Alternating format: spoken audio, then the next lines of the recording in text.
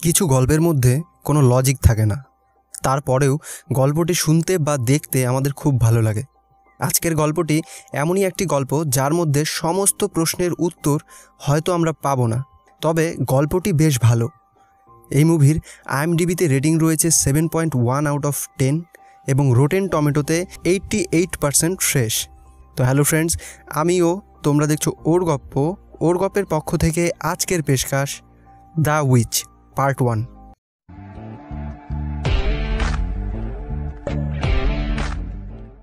গল্পে শুরু হয় একটা মিস্টেরিয়াস ল্যাবে, যেখানে দেখানো হয় প্রচুর বাচ্চাকে মেরে ফেলা হচ্ছে। আর এখানকার সমস্ত কিছু পরিচালনা করেন যারা, তাদের মধ্যে একজন মহিলা যার নাম ডক্টর বেক, আর একজন লোক তার নাম মিস্টার চোয়। ডক্টর বেক বলেন, এই বাচ্চাদের মাথায় গুলি করে মারো, তা না হলে এরা মরবে না। ডক্টর বেক জানতে পারেন 2 বাচ্চা এখান থেকে পালিয়ে গেছে। মিস্টার চোয় তার আর্মি নিয়ে জঙ্গলের মধ্যে সেই বাচ্চাদের পিছু করতে থাকে। তাদের মধ্যে একজন বাচ্চা ছেলেকে খুঁজে পায়, কিন্তু আরেকজন বাচ্চা মেয়েকে তারা ধরতে পারে না। সেই বাচ্চা মেয়েটি পালিয়ে যায়। ডক্টর বেক চোয়কে বলে সেই মেয়ে বেশি দূর যেতে পারবে না, সে দৌড়াতে দৌড়াতে মারা যাবে, কারণ তাদের ওপর যে এক্সপেরিমেন্ট করা হয়েছে তার জন্য তারা ল্যাবের বাইরে বেশি দিন বাঁচবে না। আর এখানেই ডক্টর বেকের কথা শুনে বোঝা যায় যে এই সমস্ত বাচ্চাদের ব্রেনের সাথে কোনো একটা এক্সপেরিমেন্ট করা হয়েছে। অন্যদিকে একটা লোককে দেখানো হয়, যিনি তার ফার্মের গরুগুলোকে খাবার দিচ্ছিলেন। তখনই তিনি দেখতে পান একটা বাচ্চা মেয়ে রক্তাক্ত অবস্থায় পড়ে আছে। তিনি সেই বাচ্চা মেয়েকে তুলে নিয়ে আসেন। তার স্ত্রী এবং তিনি সেই বাচ্চা মেয়ের চিকিৎসা করান এবং সেই বাচ্চা মেয়েকে দেখে তাদের মায়া হয়ে যায়, আর এই জন্য তারা সেই বাচ্চা মেয়েটাকে অ্যাডপ্ট করে নেয়। এরপর 10 বছর কেটে যায়। একটা পশুর খাবারের দোকানে একটা মেয়েকে দেখানো হয়। এই মেয়েটার নাম জায়ুন আসলে সেই মেয়েটা যে ছোটোবেলায় পালিয়ে এসেছিল ল্যাব থেকে। জায়ুন সেই খাবারগুলো নিয়ে তার বাড়িতে আসে। সেখানে দেখানো হয় জায়ুনের মা এখন খুব অসুস্থ। তার মায়ের ডিমেনশিয়া রয়েছে, অর্থাৎ তার মা অনেক সাধারণ জিনিস ভুলে যায়, লাইক সে খাবার খেয়েও ভুলে যায় যে তিনি খাবার খেয়েছেন। আর জায়ুনের বাবাও এখন অসুস্থ, তাই আগের মতো পরিশ্রম করতে পারে না। সংসারের সমস্ত কাজ এখন প্রায় জায়ুনেরই করতে হয়। এসব করার পর সে স্কুলে যায়। স্কুল যাওয়ার সময় দেখানো হয় তার বেস্ট ফ্রেন্ড মিউংহির বাবা এখানকার পুলিশ অফিসার। মিউংহি জায়ুনকে বলে, তুমি বলেছিলে তোমার ফ্যামিলির খুব টাকার দরকার, তাই না? জায়ুন বলে, হ্যাঁ বলেছিলাম। কেন, তুমি কি আমায় টাকা দেবে? মিউংহি বলে, আমি মজা করছি না, দেখো ওই বিজ্ঞাপনটা। জায়ুন দেখতে পায় একটা সিঙ্গিং কম্পিটিশন হচ্ছে, যেখানে বিজেতাকে 30 লক্ষ টাকা পুরস্কার দেওয়া হবে। মিউংহি বলে, তুমি এই কম্পিটিশনে পার্টিসিপেট করো, যদি যেত তাহলে তোমার পরিবারের সমস্ত টাকার অসুবিধা মিটে যাবে। জায়ুন পড়াশোনায় খুব ভালো, প্রত্যেকবার সে পরীক্ষায় প্রথম হয় এবং সে টুকটাক গানও করতে পারে। জায়ুন রাজি হয়ে যায় এবং স্কুলে গিয়ে অডিশন দেয়। সেখানে সে একটা গান করে এবং তার সাথে সাথে একটা ম্যাজিকও দেখায়। বিচারকরা তার পারফরমেন্স দেখে খুব খুশি হয়ে যায় এবং তাকে সিলেক্ট করে নেয়। বাড়িতে আসার পর তারা সবাই মিলে টিভিতে জায়ুনের পারফরমেন্স দেখতে থাকে। যখন তারা টিভিতে জায়ুনের গান দেখছিল, তখন জায়ুনের মা বাবা খুব খুশি হয়ে যায়। কিন্তু যখন তারা দেখতে পায় জায়ুন টিভিতে ম্যাজিক দেখাচ্ছে, তখন তার মা বাবা খুব চিন্তিত হয়ে যায়। জায়ুনের মা বলে, আমি তো তোমায় বলেছিলাম লোকেদের সামনে এসব দেখাবে না। জায়ুন বলে, এসব করলে লোকেরা খুশি হয় আর এক্সট্রা অ্যাটেনশনও পাওয়া যায়, আর আমি একবার প্রাইজটা জিতে গেলে আর এইসব কিছুই করব না। সেই রাতে জায়ুনের প্রচুর মাথা ব্যথা হয়। আসলে জায়ুনের ছোটোবেলা থেকেই একটা রোগ আছে, তার মাঝে মাঝেই প্রচুর মাথা ব্যথা হয়, আর সেটা একাই কয়েক মিনিট পর থেমে যায়। জায়ুনের কাঁধে একটা চিহ্নও দেখা যায়, যেই চিহ্নটা তাকে ল্যাব থেকে ছোটোবেলায় দেওয়া হয়েছিল। নেক্সট দিন জায়ুন আর তার বন্ধু কম্পিটিশনের জন্য সিওল যায়। ট্রেনে তারা যখন বসে কথা বলছিল, তাদের সামনে বসে থাকা একটা ছেলে প্রচুর হাসছিল। এই ছেলেটার নাম নোবেলম্যান। জায়ুন বলে, কে তুমি? আমাদের চেনো নাকি তুমি?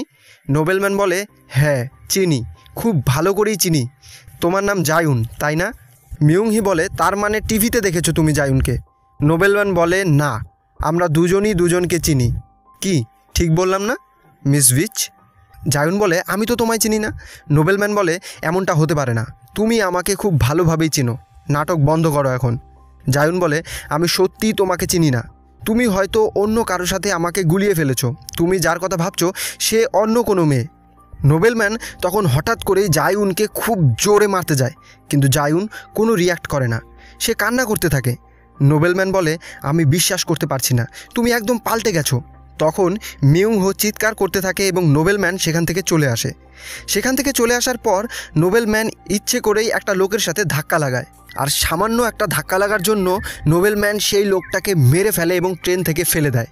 এই নোবেলম্যান কে এবং কেন জায়ুনকে এসব বলল এবং একটা লোককে কোনো কারণ ছাড়াই কেন মেরে ফেললো, এই সব কিছুর উত্তর তোমরা ভিডিও শেষ হতে হতে পেয়ে যাবে। যাই হোক, জায়ুনরা কম্পিটিশনের জায়গায় চলে আসে। জায়ুন যখন পারফরমেন্স করতে থাকে তখন টিভিতে জায়ুনকে ডক্টর বেক দেখতে থাকে এবং বলে জায়ুনই সেই মেয়ে যে ল্যাব থেকে পালিয়ে গেছিল, কারণ যে ম্যাজিক জায়ুন দেখিয়েছে সেটা সাধারণ মানুষ করতে পারবে না। মিস্টার চোই বলতে থাকে, তুমি তো বলেছিলে সে বাঁচবে না, কয়েকদিনের মধ্যেই মারা যাবে, কিন্তু সে তো এখনও বেঁচে রয়েছে। ডক্টর বেক বলে, আমি ভুল বলেছিলাম, এই মেয়েটাই জায়ুন, সে বেঁচে রয়েছে। অন্যদিকে জায়ুন সেমিফাইনালের জন্য সিলেক্ট হয়ে যায়। সেখান থেকে বেরোনোর সময় জায়ুনের প্রচুর মাথা ব্যথা হয়। সে দৌড়ে একটা ওয়াশরুমে যায় এবং সেখানে গিয়ে মাথা চেপে ধরে বসে থাকে। জায়ুনের নাক দিয়ে রক্ত পড়তে থাকে। সেখানে দেখানো হয় জায়ুন তার এই রোগের জন্য ডক্টর দেখিয়েছিল। ডক্টর বলেছে এই রোগের চিকিৎসা না করলে জায়ুন 1 থেকে 2 মাসের মধ্যেই মারা যাবে এবং এই রোগের একটাই চিকিৎসা রয়েছে, বোন ম্যারো ট্রান্সপ্ল্যান্ট করাতে হবে। আর সেই বোন ম্যারো শুধুমাত্র পাওয়া যাবে জায়ুনের আসল মা বাবার থেকে। মাথা ব্যথা কমার পর সে তার বন্ধুর সাথে ট্যাক্সির জন্য অপেক্ষা করতে থাকে। তখনই একটা কালো গাড়ি এসে তাদের সামনে দাঁড়ায়। সেই গাড়ি থেকেই একদল কালো পোশাক পরা মানুষ তাদের সামনে নামে। সেখানকারই একটা লোক জায়ুনকে বলে তার সাথে একটু কথা রয়েছে। জায়ুনকে তাদের গাড়িতে বসতে বলে, কিন্তু জায়ুন তাদের গাড়িতে বসতে মানা করে দেয়। তখন তারা জায়ুনকে ভয় দেখিয়ে গাড়িতে বসাতে যায়, কিন্তু পাশেই একদল স্কুল স্টুডেন্টরা চলে আসে। আর এই সুযোগে জায়ুনরা দৌড়ে একটা ট্যাক্সিতে করে চলে আসে। জায়ুন কিছু বুঝতে পারছে না হঠাৎ করে তার সাথে কেন এমন হচ্ছে, কেন সমস্ত অচেনা লোকেরা তার কাছে আসছে এবং তাকে ভয় দেখাচ্ছে। জায়ুন যখন বাস স্ট্যান্ডে দাঁড়িয়ে থাকে তখন আবার একটা কালো গাড়ি তার সামনে এসে দাঁড়ায়। সেখানে নোবেলম্যান তাকে বলতে থাকে, তুমি এখনও এখানেই দাঁড়িয়ে আছো?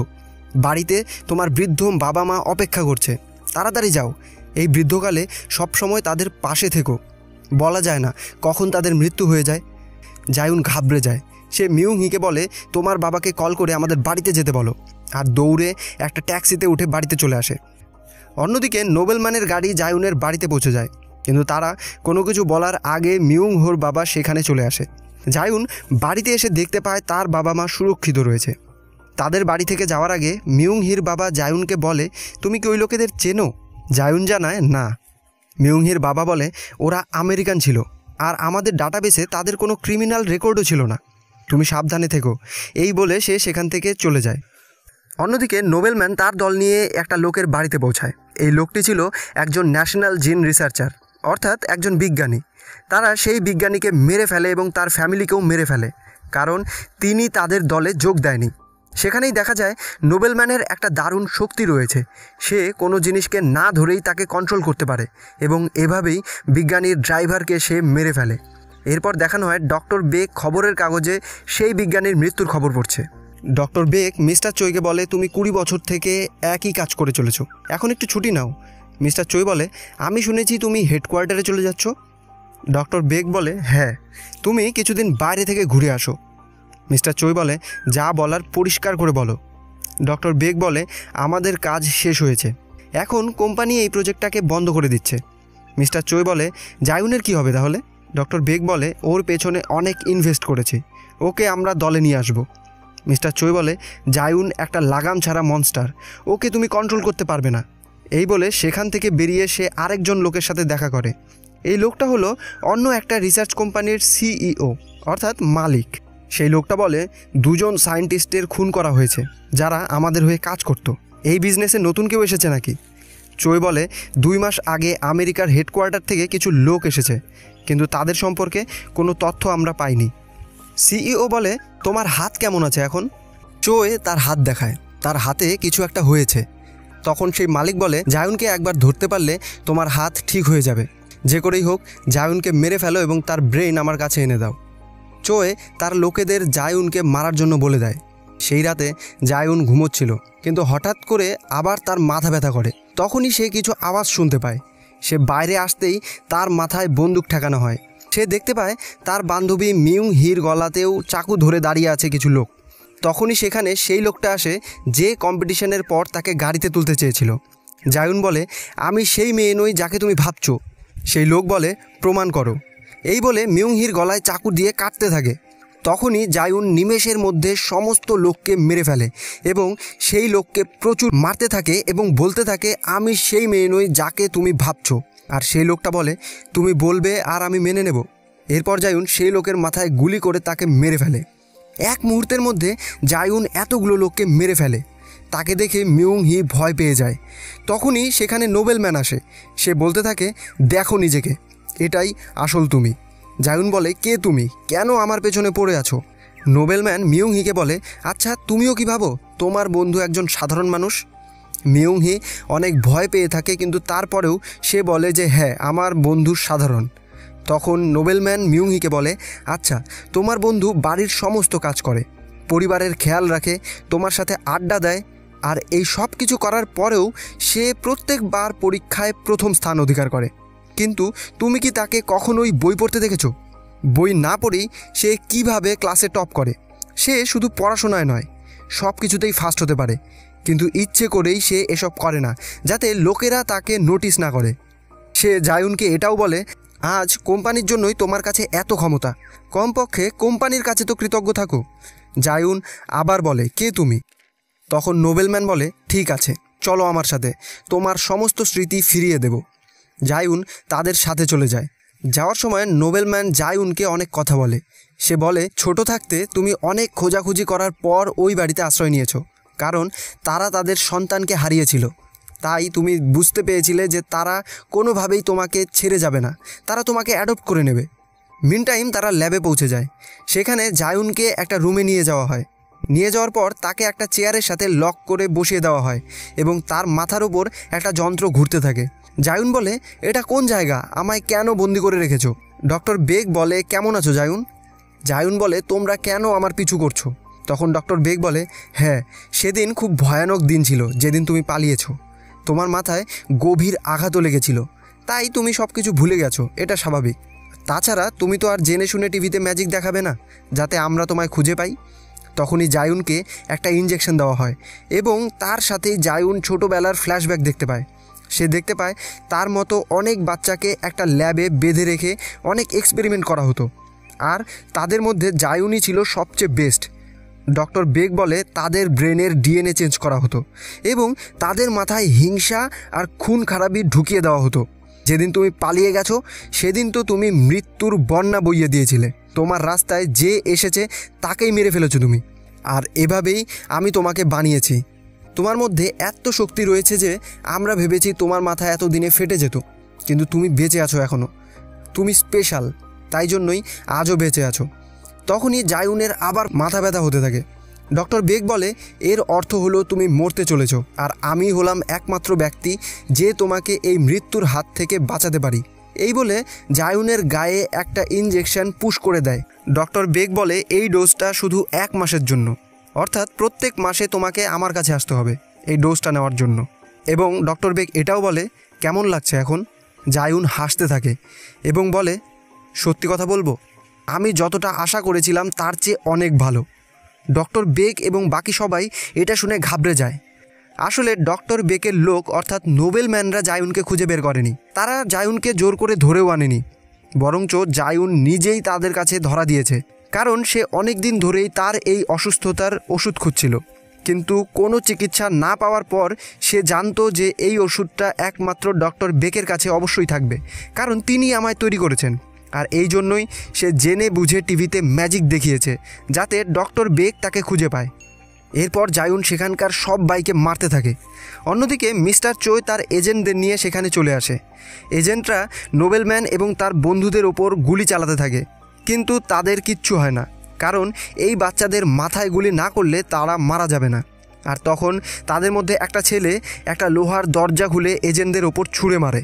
তখনই দেখানো হয় সিনেমার শুরুতে জায়ুনের সাথে যে বাচ্চাটা পালিয়ে গেছিল, যাকে মিস্টার চোয় ধরে এনেছিল, সেই বাচ্চাটাই হলো আসলে নোবেলম্যান।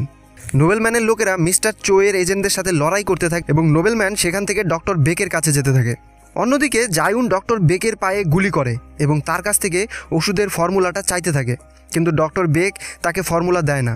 তখনই সেখানে নোবেলম্যান এসে জায়ুনকে এত জোরে মারে যে সমস্ত দেয়াল ভেঙে যায় কিন্তু জায়ুনের এর ফলে কিছুই হয় না। জায়ুন এবং নোবেলম্যানের মধ্যে ফাইট হতে থাকে, তারা একে অপরকে গুলি করতে থাকে। আর এটাও দেখানো হয় যে জায়ুন তার হাত দিয়ে গুলিকে আটকায় এবং তার হাত সাথে সাথে একা একাই হিল হয়ে যায়। জায়ুন এত ফাস্ট যে নোবেলম্যান তার সাথে পেরে ওঠে না। জায়ুন বলতে থাকে, তুমি আগেও আমার চেয়ে কমজোর ছিলে আর আজও আছো। এরই মধ্যে সেখানে মিস্টার চো এসে পড়ে। তাকে দেখে ডক্টর বেক বলতে থাকে, এদের কাউকেই ছাড়বে না, সবাইকে মেরে ফেলো। কিন্তু মিস্টার চোয় সবার প্রথমে ডক্টর বেককেই গুলি করে মেরে ফেলে এবং তারপর জায়ুনকেও গুলি করে, কিন্তু জায়ুনের কিচ্ছু হয় না। জায়ুন নিমেষের মধ্যেই মিস্টার চোয়কে মেরে ফেলে এবং এরপর জায়ুন নোবেলম্যানের কাছে জানতে চায় বাকি ওষুধ কোথায় রয়েছে। এরই মধ্যে নোবেলম্যানের সাথে যে মেয়েটি থাকে সে জায়ুনকে পেছন থেকে চাকু মারতে যায়, কিন্তু জায়ুন এত ফাস্ট যে তার এক হাত দিয়ে সেই মেয়েকে আটকে দেয় এবং তার মাথা চেপে ধরে ফাটিয়ে দেয়। এরপর জায়ুন নোবেলম্যানের কাছে জানতে চায় বাকি ওষুধ কোথায় আছে এবং তার কাছ থেকে জানতে পারে যে সমস্ত ওষুধ ফ্যাসিলিটিতে রাখা রয়েছে। জায়ুন সেখান থেকে সমস্ত ওষুধের ডোজ নিয়ে তার বাড়িতে ফিরে আসে, কিন্তু সেখানে প্রচুর পুলিশ চলে এসেছে, কারণ যাবার আগে জায়ুন অনেক লোককে মেরে গেছিল। জায়ুন সেখান থেকে হসপিটালে যায়। তার বাবা তাকে বলে, তুমি বড় হবার সাথে সাথে ফার্মের প্রচুর গরু এবং অন্যান্য জানোয়ারের মৃত্যু হয়। আমরা জানতাম তুমি একটা উইচ, কিন্তু এরপরেও তোমায় অনেক আদর যত্ন সংস্কার দিয়ে মানুষ করেছি, কারণ তোমার মা ভেবেছিল এইভাবে মানুষ করলে তুমি হয়তো কারো ক্ষতি করবে না, তুমি একজন ভালো মানুষ হয়ে যাবে, একজন নর্মাল মানুষ হয়ে যাবে। জায়ুন দুটো ওষুধের ডোজ রেখে দিয়ে বাকিগুলো তার মায়ের জন্য রেখে দেয়, কারণ তার মায়েরও মস্তিষ্কেরই প্রবলেম রয়েছে, আর সেই জন্য সেই ওষুধটা ব্যবহার করলে তার মায়েরও অসুস্থতা ঠিক হয়ে যাবে। ওষুধটা দিয়ে জায়ুন সেখান থেকে বেরিয়ে যায়। যাবার আগে সে এটা বলে যায়, আমি তাড়াতাড়ি ফিরে আসব।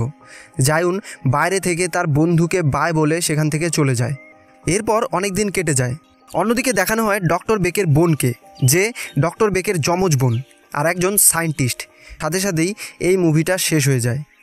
এই মুভিতে অনেক প্রশ্ন রয়ে গেছে, যার উত্তর আমরা এই মুভির দ্বিতীয় পার্টে দেখতে পাবো।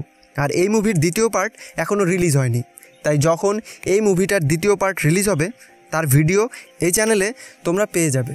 তো ফ্রেন্ডস, এই ছিল আজকের মুভি ইন এ নাটশেল। যদি ভিডিওটা ভালো লাগে তাহলে অবশ্যই লাইক করে দিও, কমেন্টে তোমাদের মতামত জানাও আর বন্ধুদের সাথে শেয়ার করো। আর হ্যাঁ, এমনই এক্সপ্লেনেশন ভিডিও দেখার জন্য চ্যানেলটাকে সাবস্ক্রাইব করে বেল আইকনটা প্রেস করে দিও। দেখা হচ্ছে নেক্সট ভিডিওতে। Till then, stay happy, stay cool, bye by.